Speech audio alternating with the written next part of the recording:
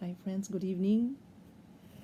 I shall continue reading for this evening chapter 2, where we left off, of the book Hail Holy Queen by Scott Hahn. So I hope we remember what we read last night, but let me just point out that the scene was the wedding at Cana, and Jesus defers to his mother about the wine that is already up to nothing. And though she never commands her son, Jesus still defers to his mom. And she, in turn, Mary, merely tells the servants, do whatever he tells you. So the sections that I'm going to take up this evening will be about 3 sections: daughter, mother, bride, woman, and then maternity, ward, and just in time. So let's take our time. But again, this will not be very long. Don't worry. Let me continue then. Daughter, mother, bride, woman. Let's return for a moment to Jesus' initial response. Did you notice how he addressed her? He called her not mother or even Mary, but woman. Again, non-Catholic commentators will sometimes claim that Jesus intended the epithet woman to convey disrespect or reproach. After all, shouldn't he address her as mother? First, we should point out that since Jesus was obedient all his life to the law, it is unlikely that he would ever show dishonor to his mother, thereby violating the 4th commandment. Second, Jesus will again address Mary as woman, but in a very different circumstance. As he hangs dying on the cross, he will call her woman when he gives her as mother to his beloved disciple, John. This is found in John chapter 19, verse 26. Surely in that instance, he could mean no reproach or dishonor. Yet, we miss more than Jesus' sinlessness if we reduce the word woman to an insult. For Jesus' use of that word represents yet another echo of Genesis.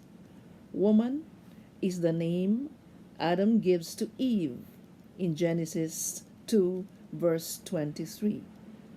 Jesus then is addressing Mary as Eve to the new Adam, which heightens the significance of the wedding feast they are attending. Still, we can anticipate some outraged objection. How can Mary be his bride if she is his mother? To answer that, we must consider Isaiah's prophecy of the coming salvation of Israel. You shall no more be termed forsaken, but you shall be called, my delight is in her, and your land married. For as a young man marries a virgin, so shall your sons marry you.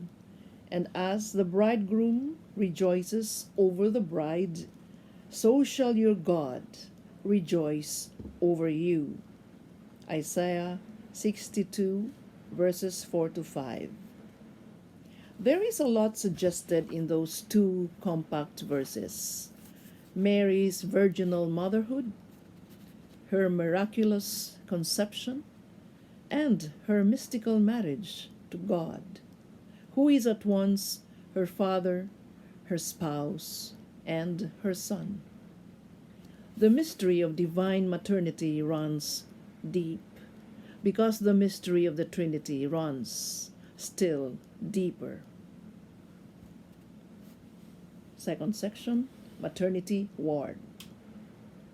Woman, the word woman redefines Mary's relationship not only with Jesus, but also with all believers. When Jesus gave her over to his beloved disciple, in effect, he gave her to his beloved disciples of all time. Like Eve, whom Genesis 3 verse 20 calls mother of all the living, Mary is mother to all who have new life in baptism. At Cana, then, the new Eve radically reverses the fatal decision of the first Eve. It was woman who led the old Adam to his first evil act in the garden. It was woman who led the new Adam to his first glorious work. The figure of Eve reappears later in the New Testament, in the book of Revelation, which is also attributed to John the Evangelist. There in chapter 12 we encounter a woman clothed with the sun, who confronts the ancient serpent, who is called the devil.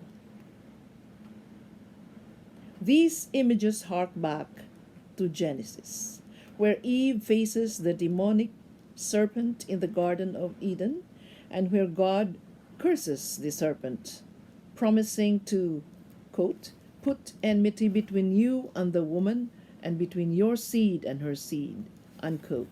Genesis 3 verse 15. Yet, the images of Revelation also point to a new Eve, one who gave birth to a male child who would rule all the nations. That's in 12 verse 5. That child could only be Jesus, and so the woman could only be his mother, Mary. In Revelation, the ancient serpent attacks the new Eve because the prophecy of Genesis 3 verse 15 is fresh in his memory. The new Eve, however, appears prevailing over evil, unlike her long ago type in the Garden of Eden. The last section, just in time. The parallels between the Gospel of John and Genesis are striking. Still, I know that some skeptics will dismiss them as the product of an overexcited imagination. Have we Catholics, perhaps, read too much into John's text? Are we just imposing medieval and modern doctrines onto an author who would never have dreamt them up? Those are fair questions. We begin by investigating evidence from the early Christians, beginning in the circles closest to the Apostle John. As we study these earliest fathers of the church, we find that they did indeed speak of a new Eve. Who did they say she was? Overwhelmingly, they identified her as Mary.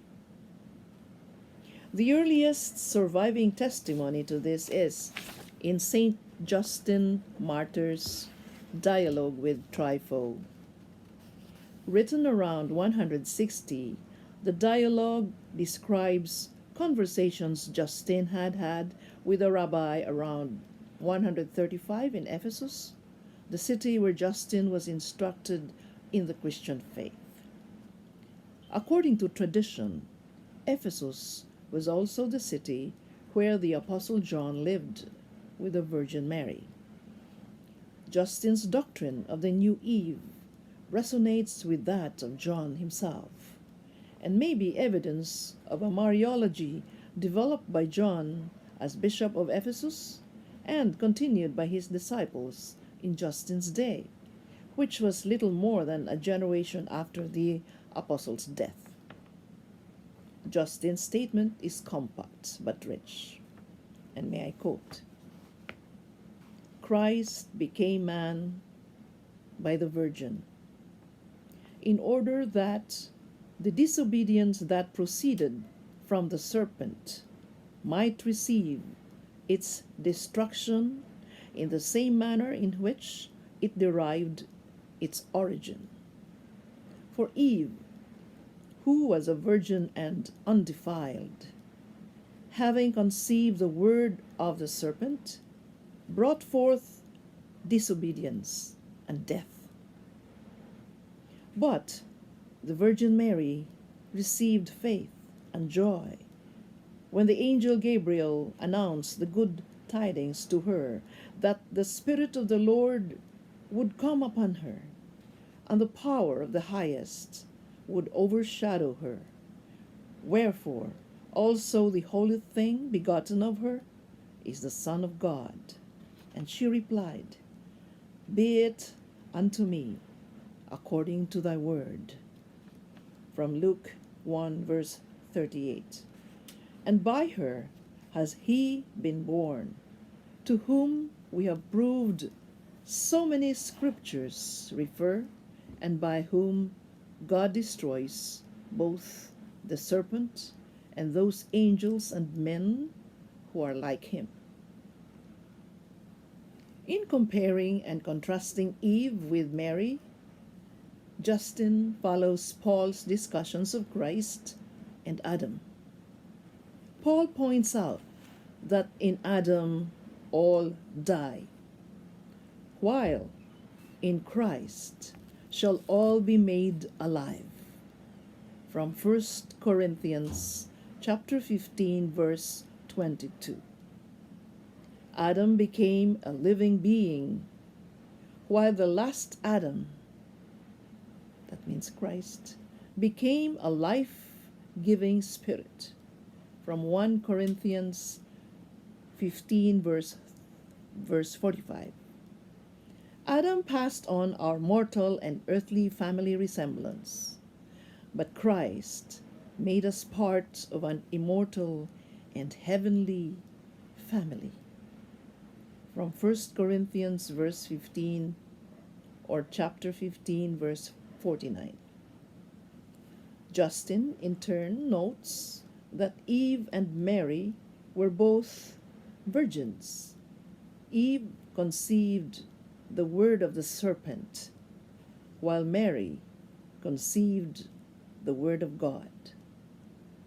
By God's providence, Justin concludes, Mary's obedience became a means of undoing Eve's disobedience and its most devastating effects. Thank you. Good night. See you again tomorrow.